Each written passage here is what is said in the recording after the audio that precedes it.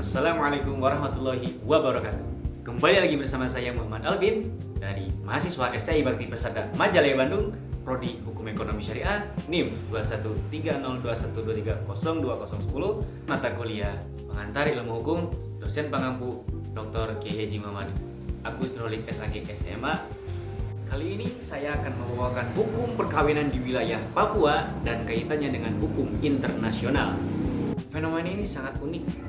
Perkawinan di tanah Papua di wilayah perbatasan, praktik perkawinan seringkali tidak hanya melewati batas desa, tetapi juga batas negara. Bagaimana hukum adat mengatur hal ini? Bagaimana posisinya dilihat dari kacamata hukum internasional ataupun hukum adat? Mari kita bedah. Secara nasional, Indonesia mengakui sahnya perkawinan yang dilakukan sesuai agama dan dicatatkan negara dalam Undang-Undang Perkawinan Nomor 1 Tahun 1974. Namun, di Papua terjadi dualisme hukum. Masyarakat adat khususnya di perbatasan dengan PNG sangat kuat memegang hukum. Banyak warga yang menikah secara adat terlebih dahulu, bahkan tanpa catatan sipil. Inilah titik awalnya. Fokus kita adalah perkawinan campuran, misalnya antara suku Papua dengan warga PNG. Dalam hukum adat Papua, perkawinan bukan hanya menyentuhkan dua insan, tetapi dua keluarga besar. Transaksi adat seperti pembayaran mas kawin sangat krusial. Hal ini menarik karena menyentuh ranah hukum perdata. Di wilayah internasional disebutkan dengan privat, terutama ketika pasangan ini memutuskan untuk bercerai. Masalah muncul saat perceraian terjadi hukum adat berbagai wilayah di Papua. Konsekuensinya yaitu yang sangat keras, terutama bagi perempuan. Kesimpulan dari penelitian ini menunjukkan yang pertama bahwasanya jika istri yang bersalah, ia wajib mengembalikan mas kawin dan harus membayar denda. Dalam beberapa kasus ini, yang kedua, istri diperlakukan sebagai harta yang harus dipertanggungjawabkan. Dan yang ketiga, sanksi adat seringkali mengabaikan hak-hak dasar perempuan yang dilindungi hukum modern. Nah, kaitan yang dengan hukum internasional itu masuk dalam hak asasi manusia. Disinilah berkaitan dengan hukum internasional publik. Praktik adat yang terhadap perempuan ini bertentangan dengan adat yang diskriminatif terhadap perempuan dengan konvensi internasional yang telah diaktifkan di Indonesia, seperti Universal Declaration of Human atau disebut UDHR pasal 16, hak untuk menikah dengan membangun keluarga atas dasar kebebasan dan persetujuan penuh, yang dikatakan bahwasanya bukan paksaan adat.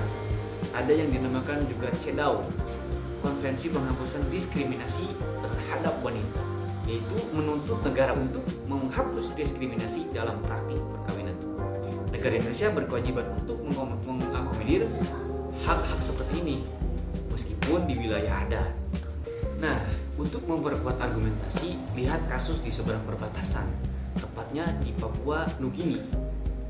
Dalam kasus pada tahun 1997 atau dikenal dengan sebagai Mirams Case, seorang gadis berusia 18 tahun dipaksa menikah secara adat untuk membayar utang keluarga.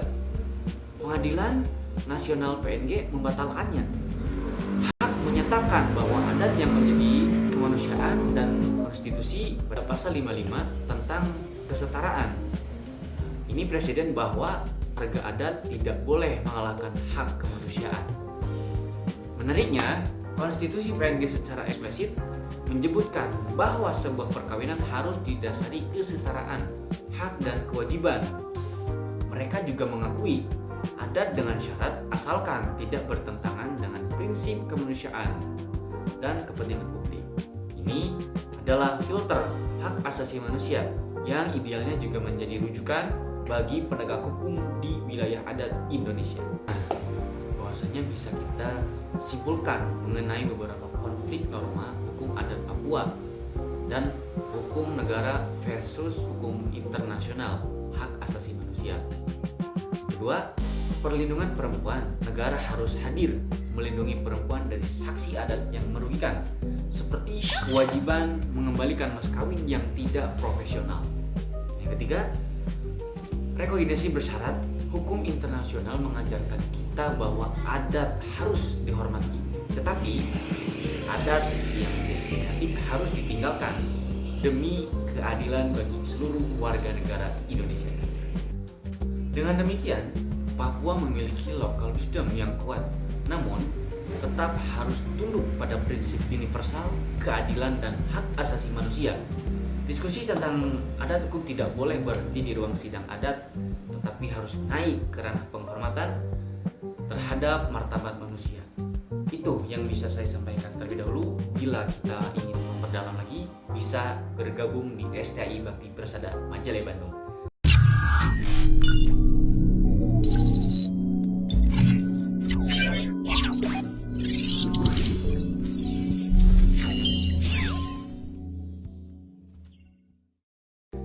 Mungkin itu yang bisa saya sampaikan. Hadanallahu wa iyyakum ajmain. Wallahul muwaffiq ila aqwamit thoriq. Wassalamualaikum warahmatullahi wabarakatuh.